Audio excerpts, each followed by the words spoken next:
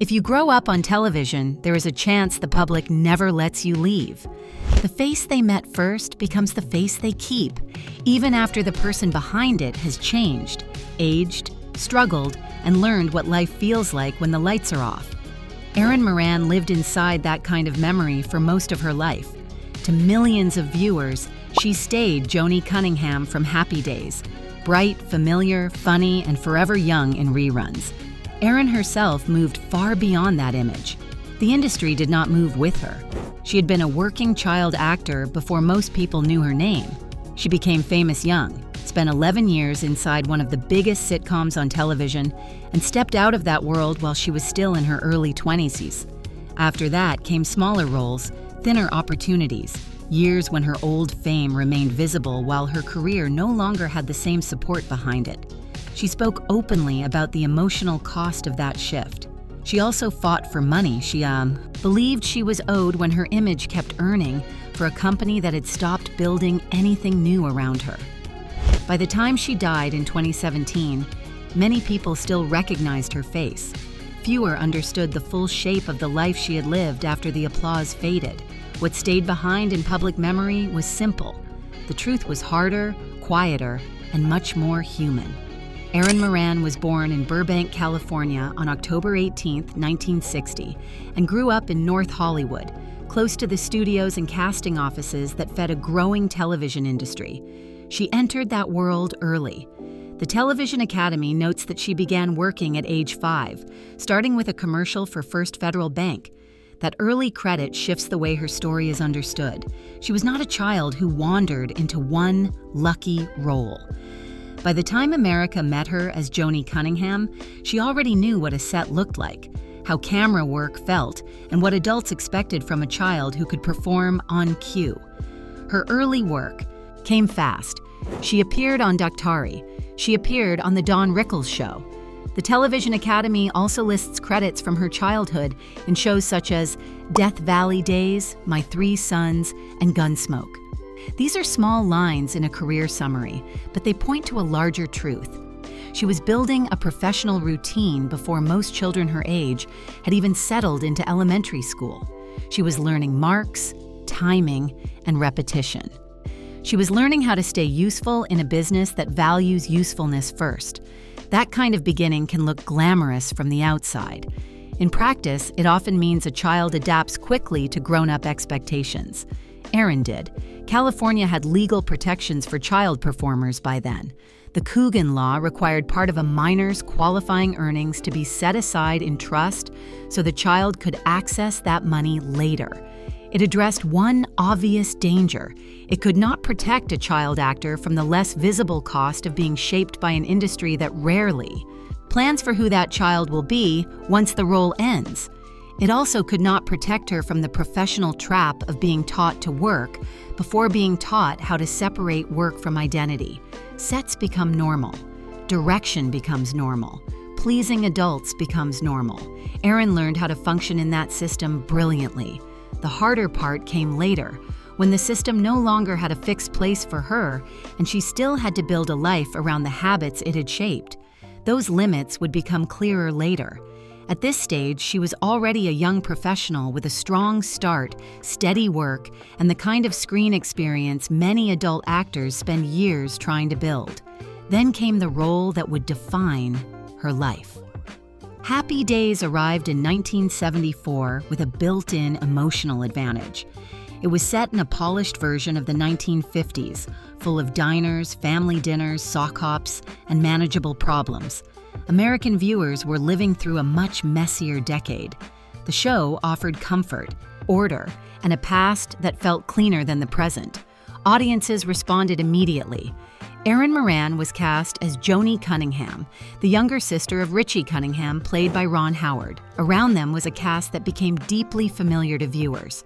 Tom Bosley and Marion Ross as the parents, and Henry Winkler as Arthur Fonzarelli, the breakout presence who quickly became one of the most recognizable characters on television. Inside that ensemble, Erin had a specific place. She was not the center of every scene, but she was essential to the emotional texture of the Cunningham household. She brought warmth, timing, and a sense of continuity as the show settled into American homes week after week. The series ran for 11 seasons. During that stretch, millions of people watched Erin grow up on screen. That kind of exposure has its own force.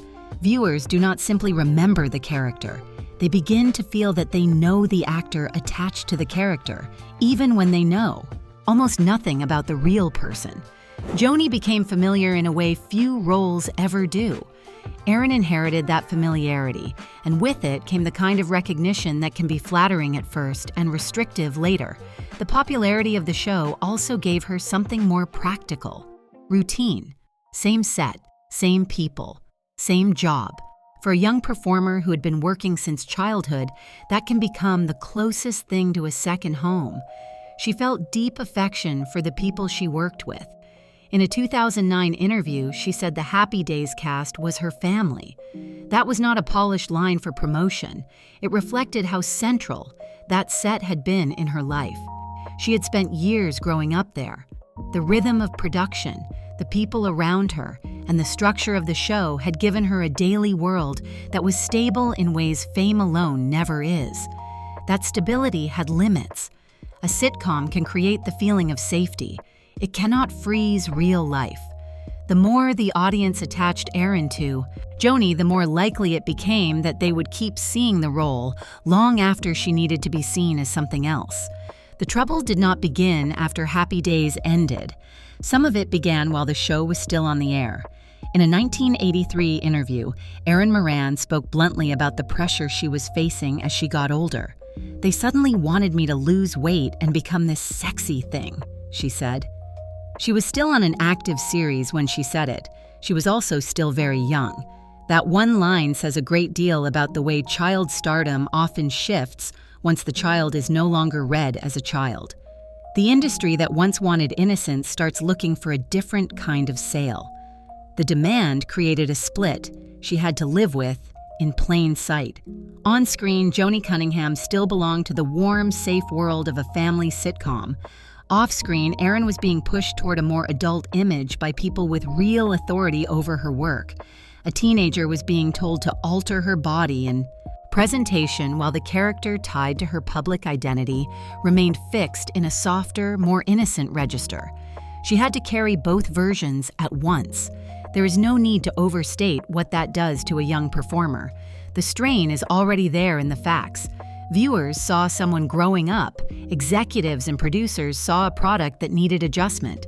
Erin had to be the person inside that process. It is one thing to be recognized everywhere you go.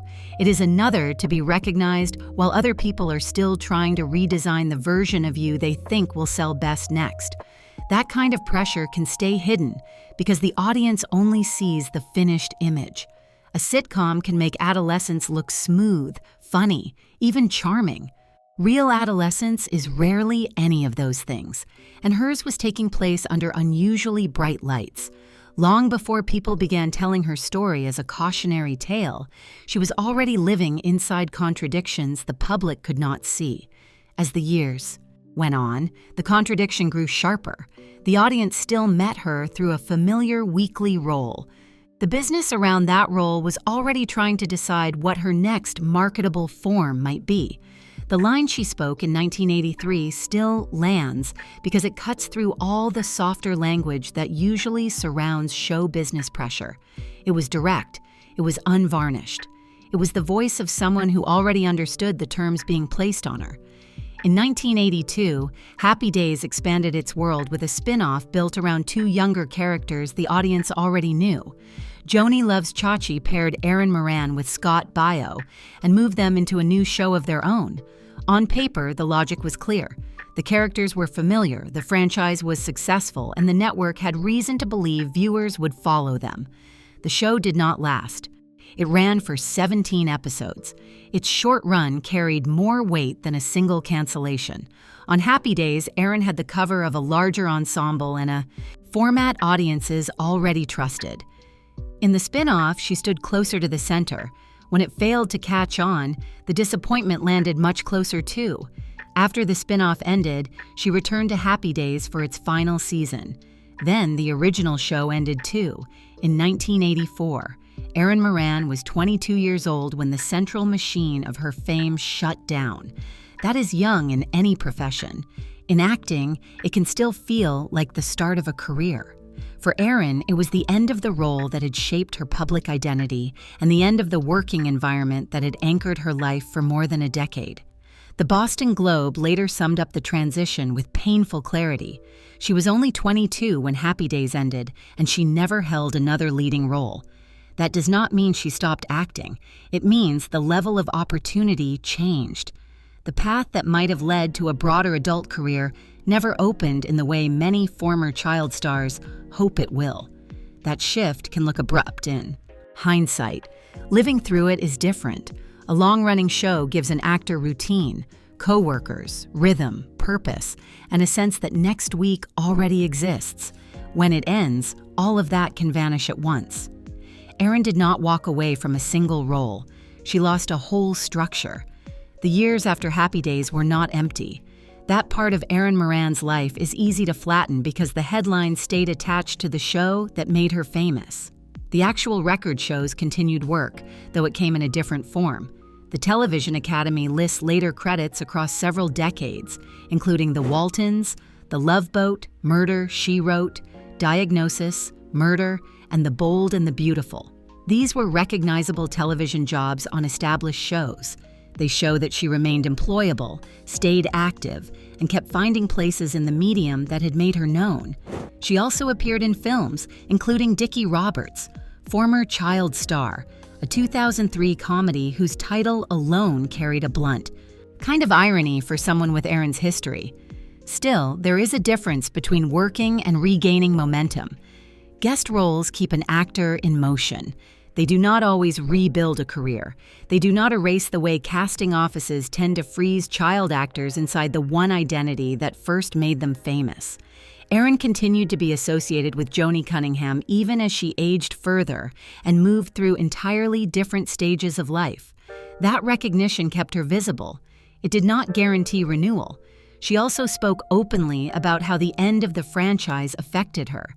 In a 1988 interview with the Toronto Star, she said she had struggled with depression after Happy Days, and Joanie Loves Chachi ended, and acting offers became scarce. She said she had moved to the California mountains and stepped back to reassess her life and career. That stands out because it was her own account, long before tabloid shorthand began flattening so much of her later story. She did not leave. Others to define the emotional cost. She described it herself. Depression after a long-running show ends is not hard to understand. When the work disappears, the person does not only lose income, they lose routine, community, identity, and the sense of being needed in a place where they once had a fixed purpose. Erin had spent her formative years inside one production world. When that world closed, the silence after, it was not small. The deeper problem was that she was still easy to remember and harder to recast. That combination can be punishing for former child stars. Their earlier success makes them famous enough to be boxed in, but not necessarily powerful enough to control how they are seen once they age out of the role that made them known. Her personal life changed too. Her first marriage to Rocky Ferguson ended in divorce in 1993. That same year, she married Steve Fleischman.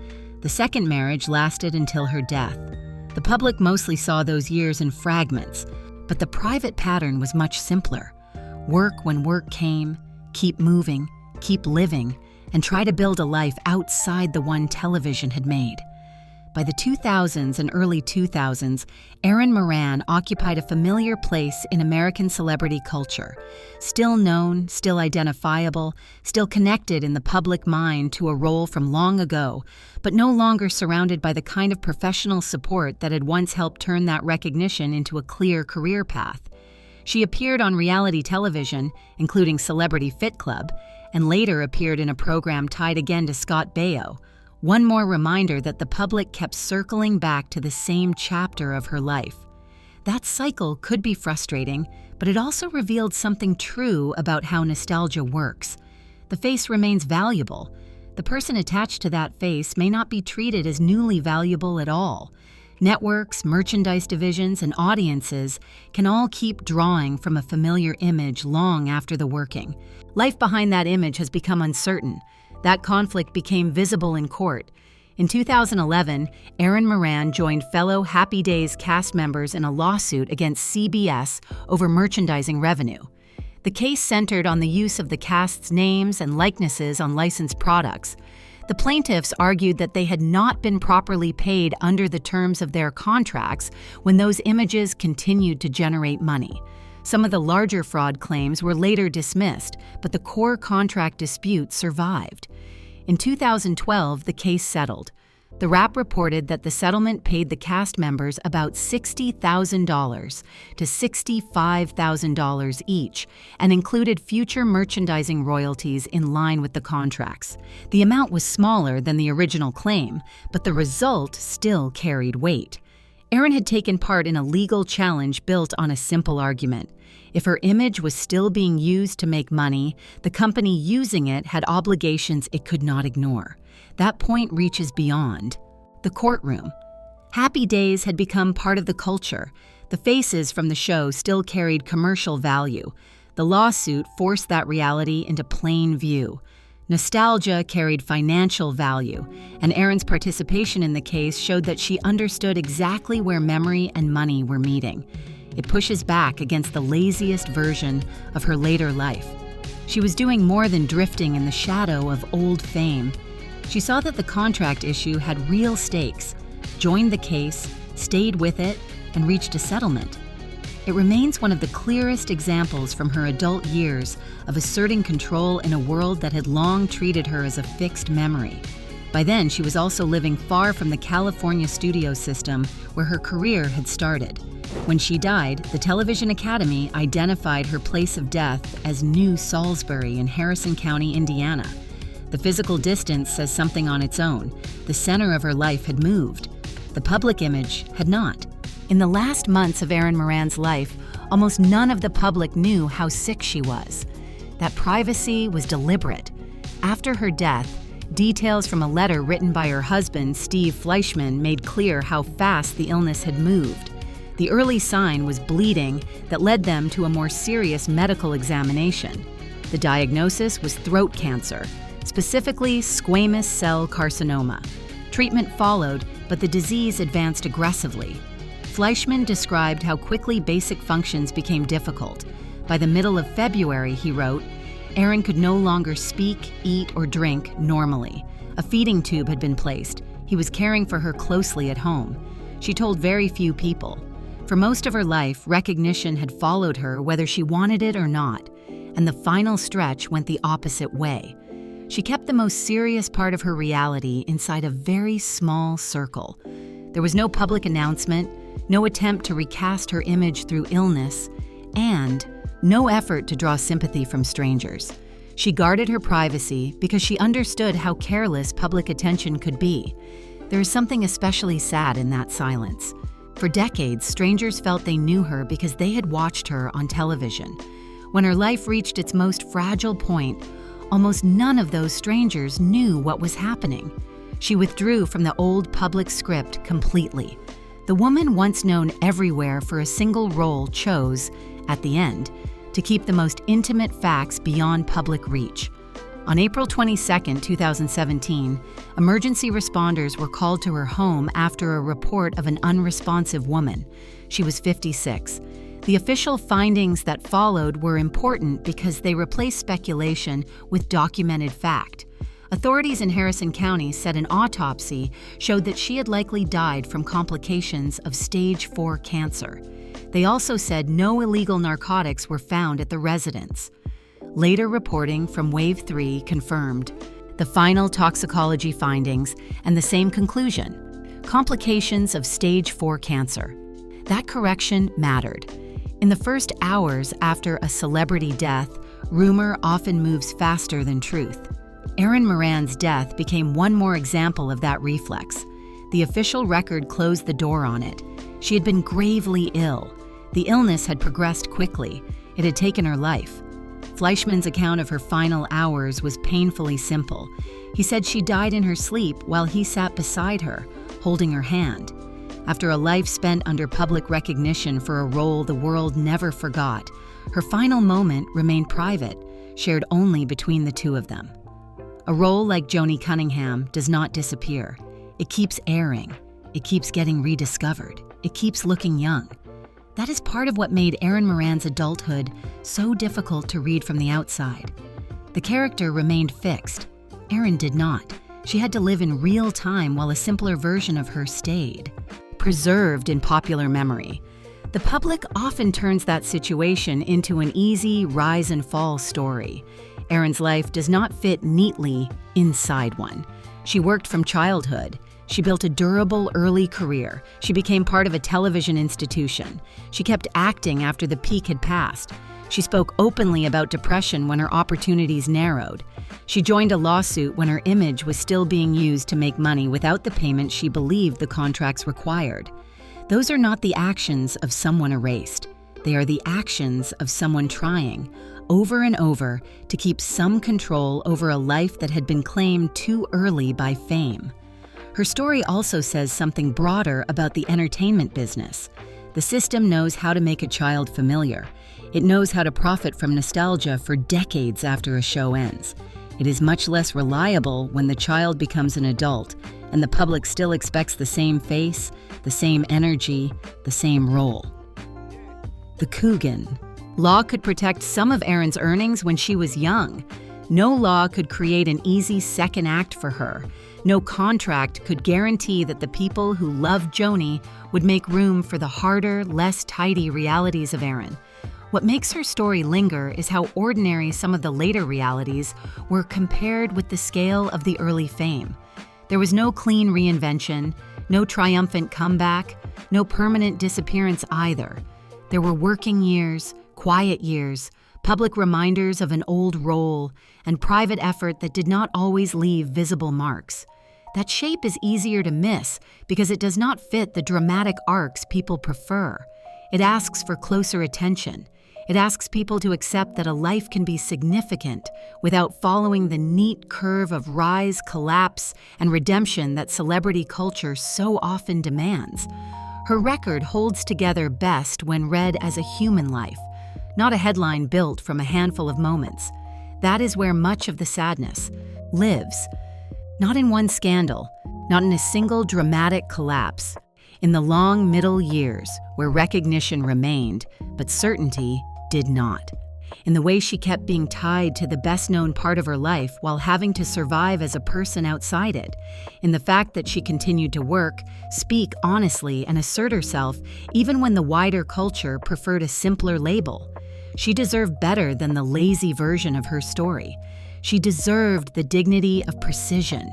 She was a child actor who became a household name, an adult actor who kept working after the spotlight narrowed, and a woman who kept the final chapter of her illness private because she wanted that part of her life to remain her own. Erin Moran did not vanish after Happy Days. She lived beyond it, worked beyond it, suffered beyond it, and carried it with her whether she wanted to or not. The role that made her famous stayed easy for the public to hold on to. The woman herself had to carry all the parts that were harder to see. She entered the business as a child. She found enormous success young. She lost the central structure of that success while still at an age when many actors are only starting to find their footing. After that came guest roles, reality television, depression, she admitted in her own words, a legal fight over merchandising money, and a private cancer battle that the public only fully understood after she was gone. What remains now is the record. Read carefully. It shows more than a familiar face from an old sitcom. It shows a professional who started early, a performer who kept working, and a person who lived for decades under the pressure of being remembered in a simpler form than she had ever been in real life. That is the part worth holding on to.